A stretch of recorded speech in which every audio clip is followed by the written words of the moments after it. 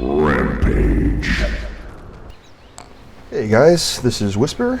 I'm here with a video recording today. I've received a lot of comments on my channel that people want me to do voice commentary. They want a little bit of a deeper understanding of what's going through my head at the time that I'm playing the game. This is the first time I'm doing this, so you guys are gonna have to cut me some slack. I'm gonna be talking off the top of my head about my builds, what I'm thinking as the game goes by. I'm trying to give you guys a blow-by-blow insight into what I'm thinking at the time and thoughts about the future, thoughts about my build, how I want to change things, etc.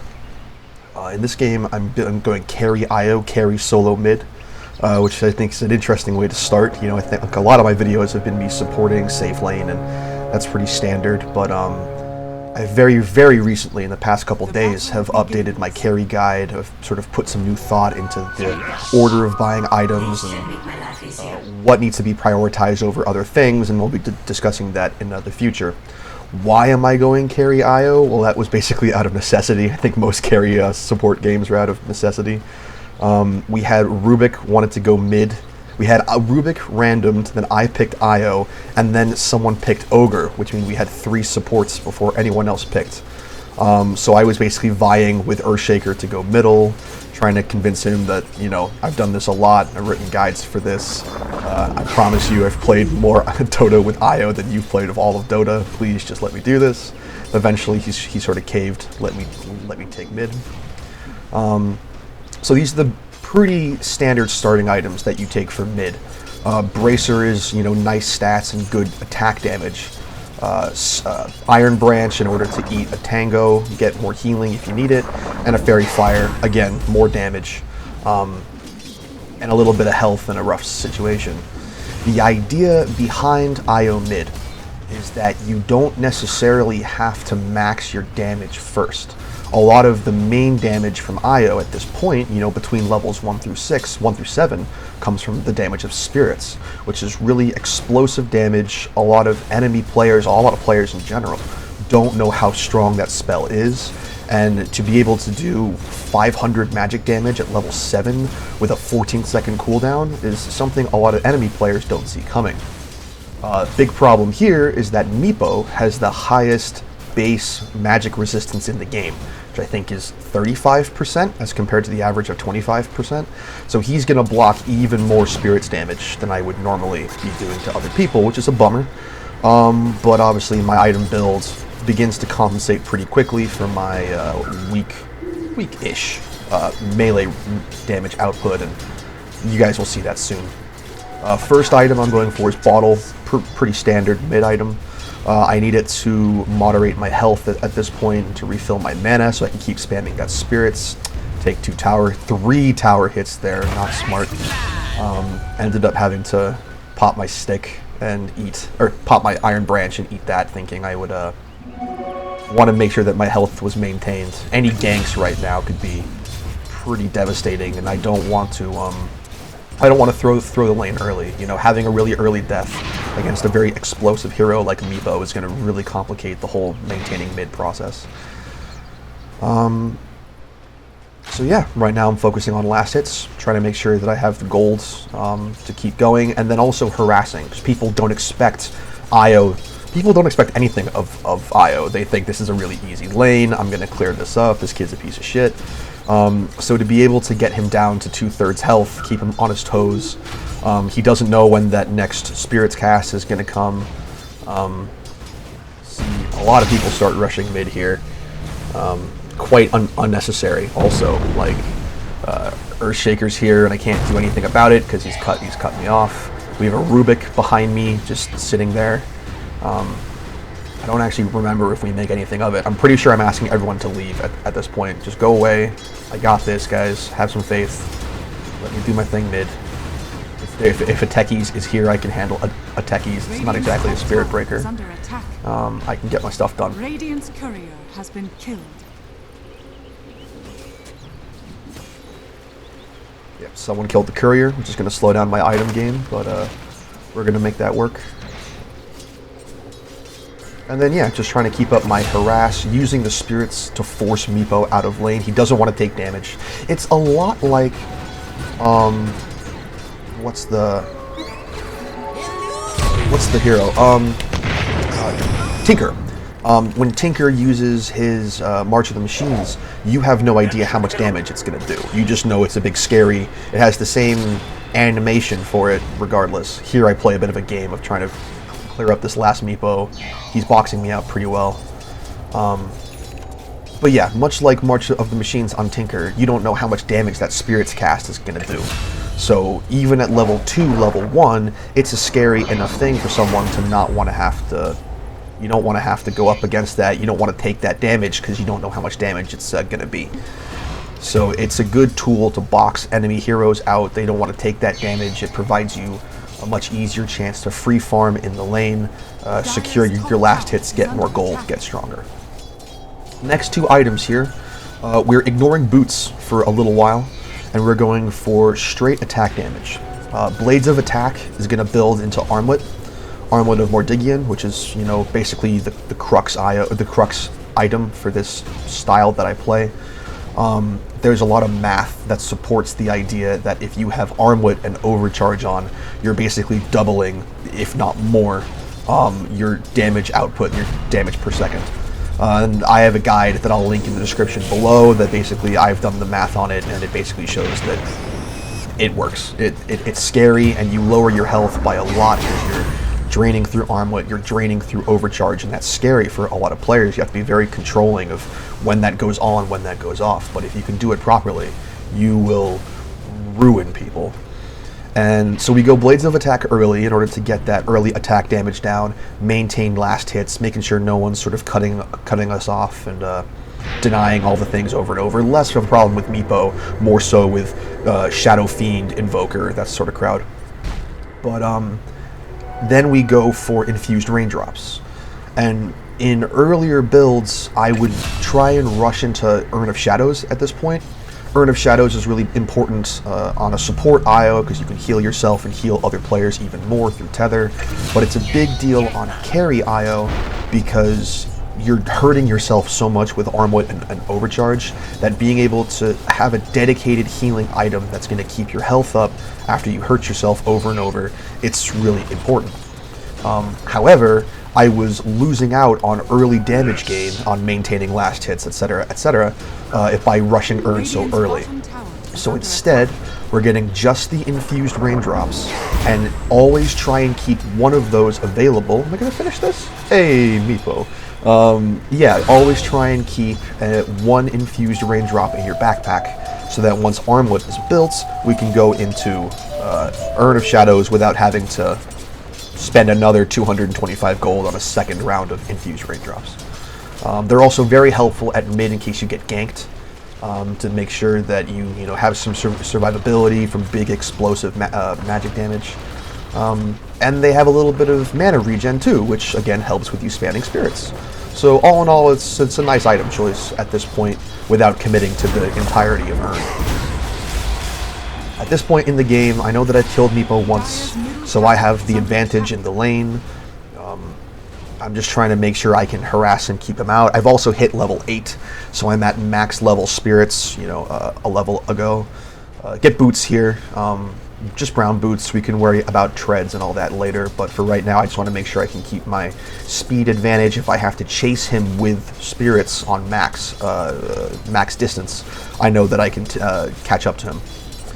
And then here, yeah, just maintaining runes, maintaining mana. Meepo's scared to contest me now. And I'm just sitting pretty, getting last hits, and I have relocate up. That's also important. I'm trying to keep an eye on the mini-map to see when is a good time that I can relocate into an outside lane. Techie's level 4 maybe, yeah, double damage on IO maybe. Yeah, trying to see when the opportunity arises for me to use both my damage output and my high level in order to deal a lot of damage to enemy players. No one on the other, I think, see, this is very unfortunate. They had a clockwork gank to mid the moment I left, set me up with cogs knowing I was going to come back. That was a bummer. But in those, when you're an IO mid player, you want to be looking to when you can maximize your high damage from spirits and your relocate to sort of make use of that in other lanes. Obviously, it worked out very well bottom. I think we'll see it happen again in the future. But yeah, things are going, despite that, you know, really unfortunate kill from Clockwork, things are going pretty well. We have almost all the items of Armlet. I think I'm 400 gold off. We have 3 kills early, which is nice. And, you know, I wouldn't go as far to say I have great last hits, but they're pretty good. You know, I think 50 in 10 minutes is what people aim for, and 48 and 930, I'll take that. Yeah, again, I'm scared of this Clockwork. I'm like, oh no, he killed me last time, and then I double back. Oh, he's only level 4. A level 4 Clockwork. Okay, we're not so scared of that. Trying to harass him out. He doesn't understand that I can do 2/3 of his health in 10 seconds, so he's a bit. Look, guys. See, look, they run away. I have free farm last hits. They don't want to contest because they don't know what the heck just happened. I go for the level 6 armor, or the +6 armor talent at level 10. Again, there's a lot of math supporting why that is a really good move, even compared to. Yeah, this is unfortunate. I hit all 5 orbs on him, just can't finish him. There's a lot of math supporting why the +10% magic resistance talent is just not that great. It stacks against the 25% natural magic resistance that everyone has.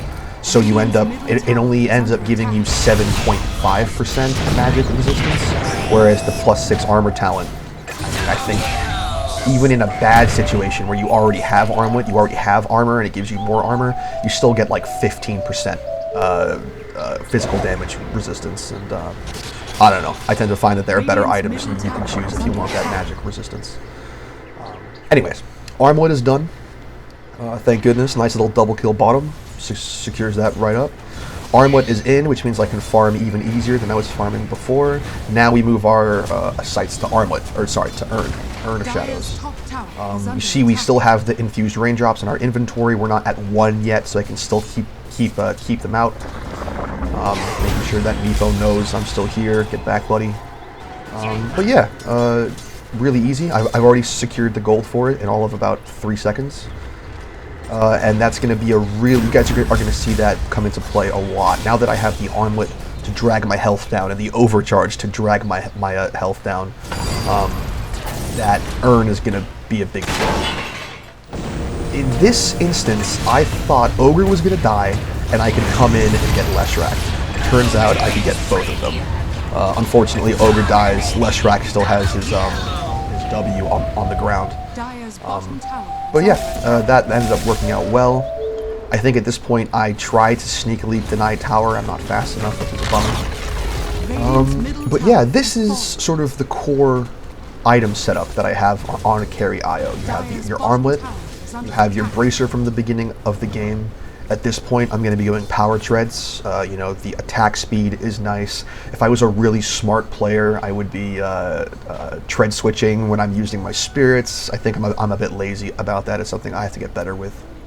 Something I can improve on, you know. I'm not perfect, and we'll talk about that more later. There's some horrible misplays in this game that I need to work on too. But yeah, things are going well right now. I have my core items, power treads coming out. And then after power treads, we're going to have a discussion about what items to go next. It's one of the things I've been writing about in my guides, is sort of how to better improve next item choices after this. I would call this your core items are built out. You sort of have some choices after this.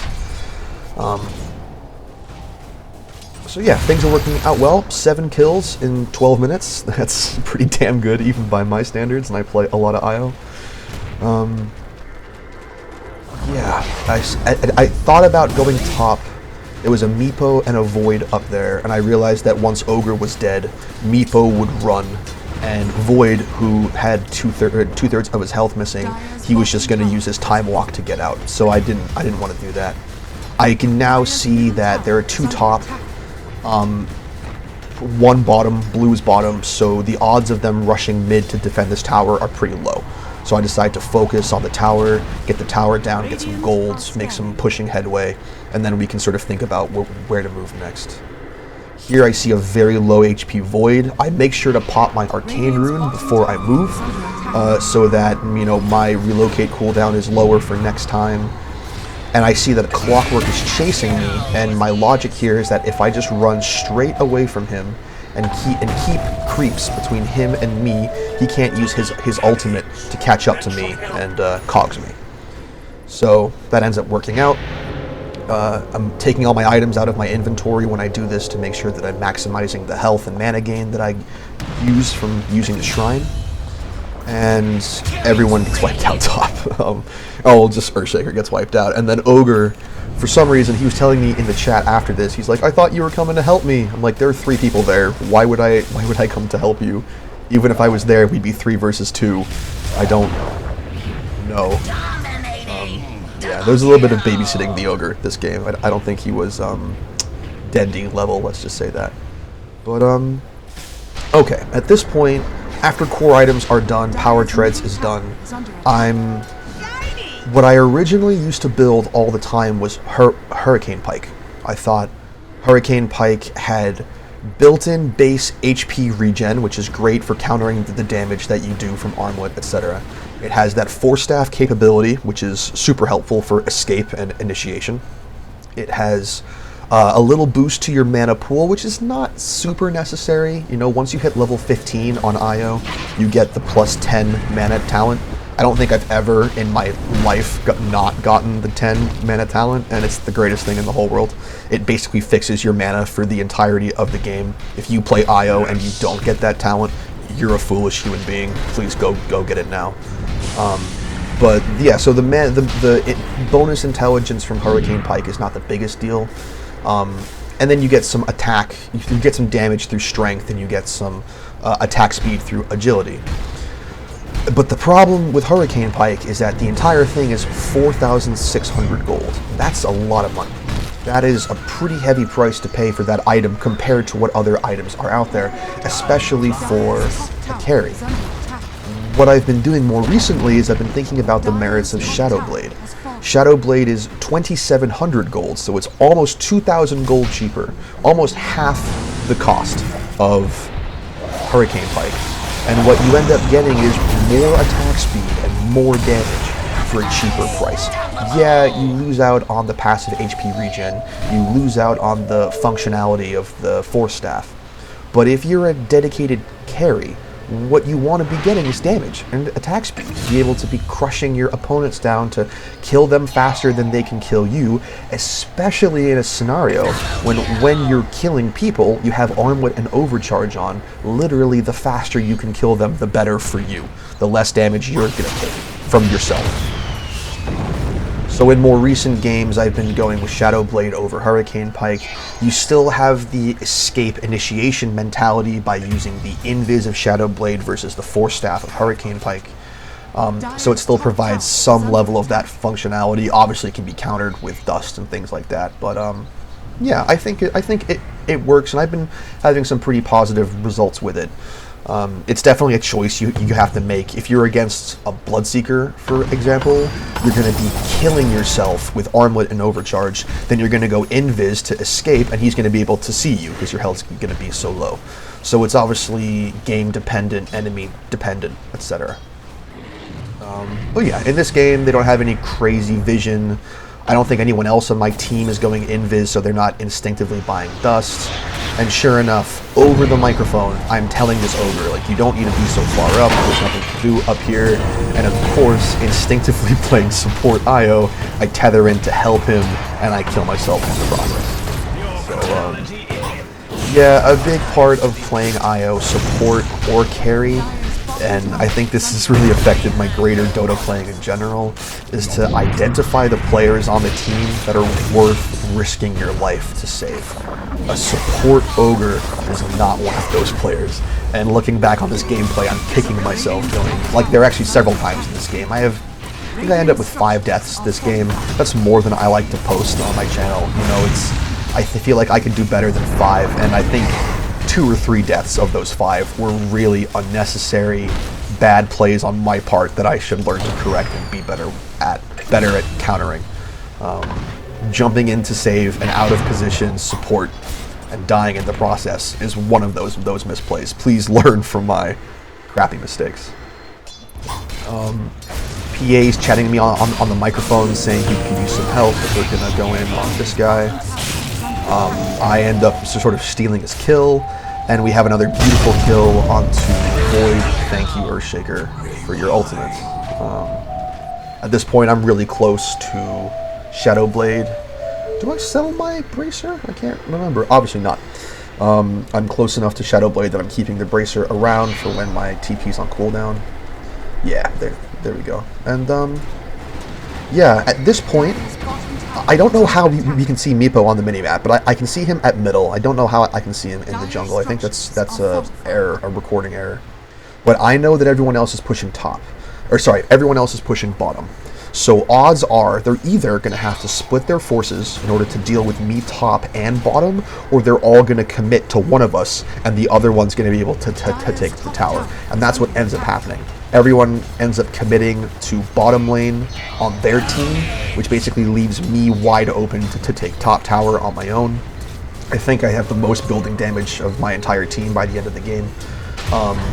And at the very end here, I'm even overcharging myself, trying to make sure that Meepo, who just showed up at the end there, doesn't get the deny.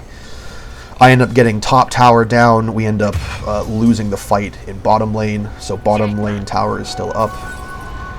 Shadowblade is up. Quick bomb kill there. That was scary in real life. And then, yeah, lovely DD. And after Shadowblade, even I'm still experimenting. After your escape item, whether it's Hurricane Pike or Shadowblade, I'm still experimenting about what items to buy next. In this game, I end up going Daedalus, with the idea being that, like I said before, I'm a carry. I'm trying to commit to high damage here. Getting those beautiful crits and high damage out of Daedalus is going to be a big deal, take out players faster, etc., etc. I think now that we can have this conversation while the game's in a bit of a lull. I think what I really need to be focusing on after Shadowblade is Heart of Tarask. Heart of Tarask is an item that I swear by in my support builds.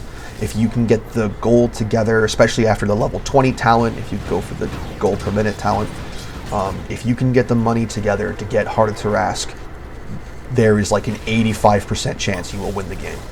It is an incredibly strong item that ends up refilling all of the damage that you end up giving yourself from all of your self-damaging skills. Focus back to the game because this is happening now. I get a nice relocate save off on PA, and I'm originally telling him, like, don't worry about it, you don't have to come back with me, I can just Shadowblade and go back. But he begs me, and the rest of the team is running in, so very last minute, I end up tethering him, bringing him back. I have a DD rune that I pop before I go back. Oh, and watching that makes me so mad. The moment that I turn off Armlet to then hit myself with Urn and with Urn and Bottle is the moment that a Clockwork Strike comes in out of the blue and takes me out. Even watching that now, it makes me sad. Like, I don't think that's something that you can really prepare for. I mean, I knew that Clockwork was going to be firing those things. I was nervous the whole match that was going to be happening. But yeah, it's not really one of those things that you can say, oh, I would be better at the game if only I had ABC. I think that's just one of those things, and that sucks. At this point, I'm trying to decide what item to go next. I thought about Desolator, and I even bought one of the Mithril Hammers. But then I saw that PA had Desolator, and therefore I didn't. Doubling up on Deso, it's not the worst thing in the world, but it's not the best either. I figured if he already could cause the Deso debuff, then I might as well focus on something that's gonna do a lot of damage to people who already have their armor stripped, and therefore Crystalis to build into Daedalus was my thought process. But yeah, that was a bummer death. I don't count that as one of the ones that I have to get better at, because I don't know, 1 second on either side of that, and I probably would have lived if I had used my Armlet a little bit differently. But yeah, well, like you said, in sort of games like this with heroes like that, you can never win them. Blowing in my relocate here in order to finish off the Meepo. I didn't actually realize that PA was going to get up until he did. And at this point, I don't care that I'm in a crap position because I know I'm going to get pulled out in 12 seconds. So I'm just trying to cause as much damage as possible in that short period of time. It just turned minute 24. I'm walking away from a bounty rune, which is lame. But yeah, sort of coming back into the fight, healing myself and tethering Earthshaker to try and get his health back up so he can go back in. Again, just maximum damage output. This is the end of the fight. I know I can really hurt myself in this moment. Cause maximum damage, knowing that, you know, no one's going to come up and ult me once it is over. I have to sort of be conscious of those.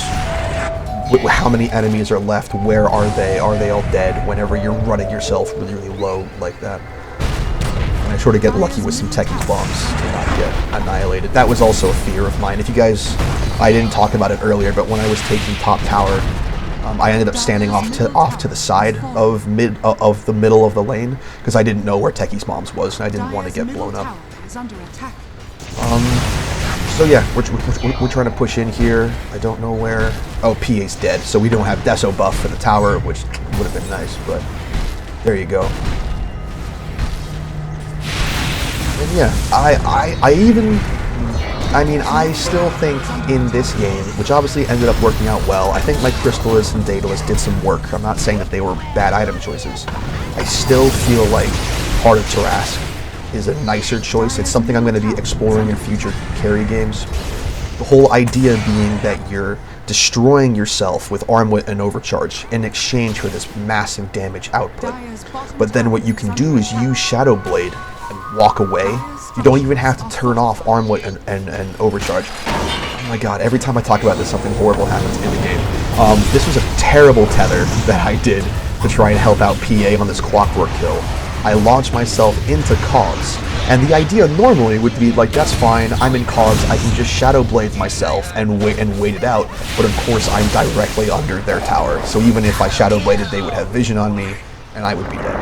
So that was another stupid kill that would be avoidable if I had any more skill to me, which I'm still working on, guys. I'm no expert here, you know, I'm learning as I go as well. Oh yeah, in that situation, having a shit ton of additional health from Heart of Tarrasque might have kept me alive. Obviously, it's a lot harder item to build. Either you go 1,100 for a little bit of health from Orb of Vitality, is that what it's called? The red orb that gives you just straight health, or you save 3,200 up for Reaver, and that's quite a lot of gold to sit on to buy that item, so it's not as simple to build. But the reality is that I think to be able to hurt yourself a lot, dealing damage, Shadow Blade and walk out of the fight, regen that health in 10 seconds, and then come right back into the fight with Tether and, you know, Armlet on, etc. I think it's a big playmaker, let alone the concept that you can be healing people up through Tether and Overcharge and Armlet and Heart of Tarrasque. Much like a carry IO would. That's really one of the benefits I like of playing carry IO, is that you still have access to all of your support capabilities. All you need is regenning health and tether to regen other people. Instead of using Overcharge to lower your health to heal others, use Armlet. You're wasting less mana through the Overcharge effect. You're still lowering your health to the point where you can heal other people. There's a lot of viability and possibility, and you'll even see me do it later on in the game. We're like pushing, and I'm leaving Armlet on to do extra damage to the tower while I'm tethering and earning myself and healing up other players on the team who are pushing with me.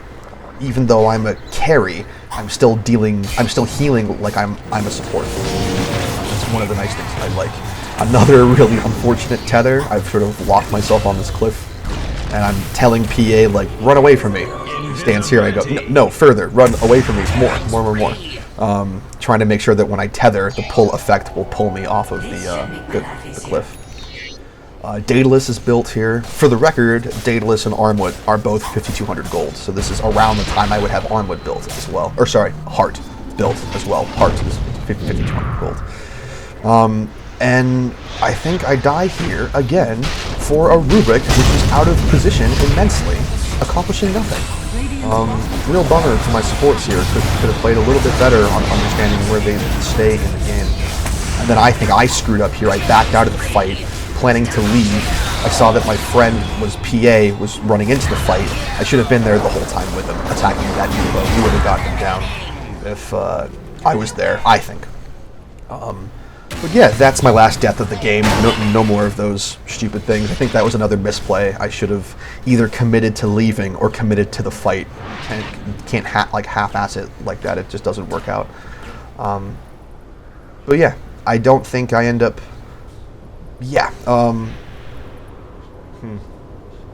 I still like Heart. I think it's one of those things. I think it has more viability than Daedalus. I've built other items instead of Daedalus. I think in the past I've gone Deso. In the past, Heaven's Halberd, if I'm against a very melee-heavy team. You know, like if Faceless Void was their main carry and not Meepo, I would be, you know, thinking about Heaven's Halberd instead of Daedalus. But yeah, against this specific matchup, I wanted to experiment. I had talked to some other IO players who I know who talked to me about Crystalis and Daedalus, but I think in the future, if I post another game on this channel, which I will, I think the next one you guys see will be me with Heart, and I'll be discussing the merits of Heart then. But yeah, okay. Okay, I'm just talking shit to this Void at this point. Please don't take it personal, anyone who's watching. I'm somewhat of a dick, but I'm not that big of a dick. They're trying to claim that our PA left because he's rage quit, and I'm like, we're about to ruin you guys. Like, he obviously didn't leave out of rage quitting. Especially the Void. There's something you find in Dota, and please leave a comment if you agree with this. People who are doing badly in the game, and Faceless Void is doing the worst, not only on their team, in the whole game. I think he's 4-10 at this point, and he has the lowest net worth of anyone, including all the supports, which is kind of insane. If you're doing really badly in the game, you're much more likely to talk shit about people doing well in the game. It's definitely what I find. The people who are like, "Oh, your team sucks and you're mad, bro," are the people who are like 3-12 and they just don't have any skill. So here I am. I'm shit talking. Not my proudest moment, I must say. But hey, man, you know, that's some of the fun of the game, right? Human communication and telling people that they suck.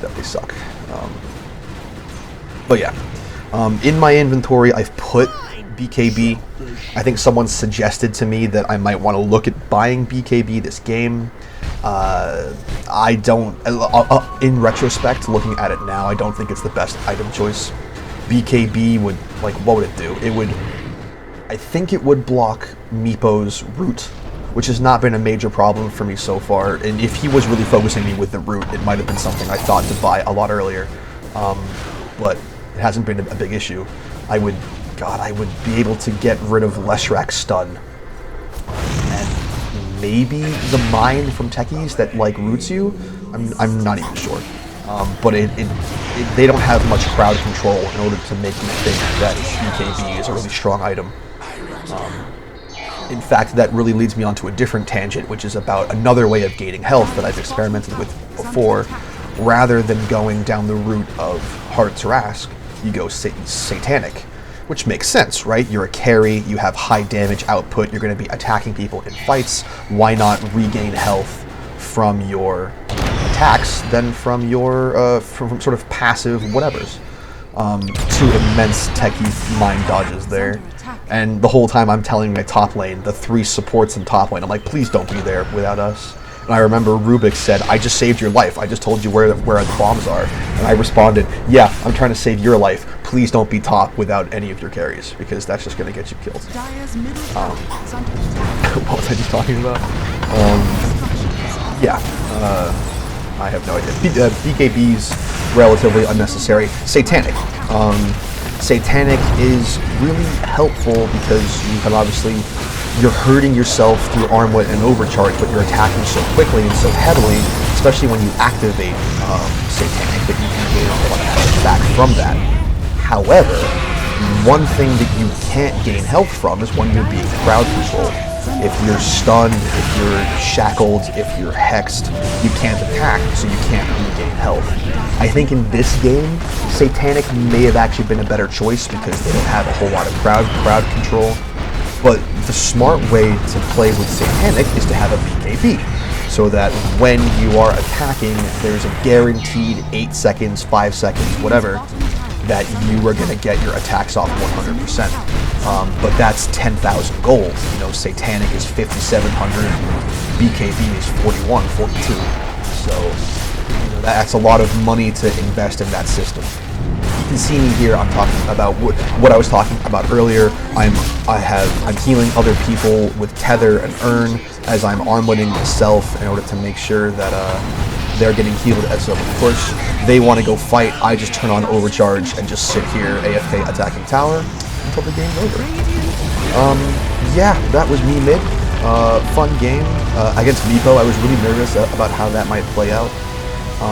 I have started streaming on Twitch. I have a Twitch channel. I'll link to that in the description as well. I hope you guys enjoyed this. Just trying to give a little bit of insight into what I'm thinking in the moment, what my thoughts are on my build, and why I made the plays or the mistakes that I made. If you guys like this format of me talking, leave a comment, leave a like, and I'll be sure to do more of them in the future for support games, for carry games that aren't in the mid, etc., etc. Thank you guys so much for watching. It really does mean a lot. See you soon. Bye.